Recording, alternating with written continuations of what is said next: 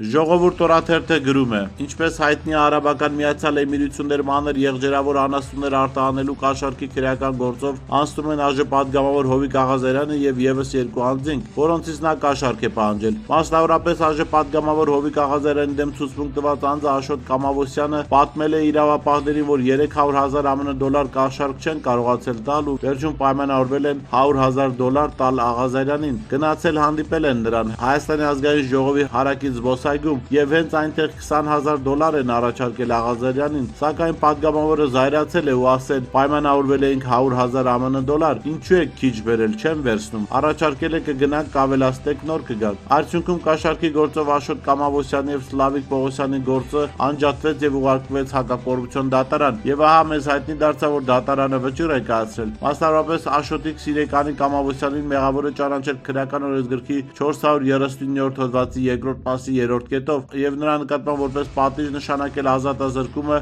2 տարի 6 ամիս ժամկետով։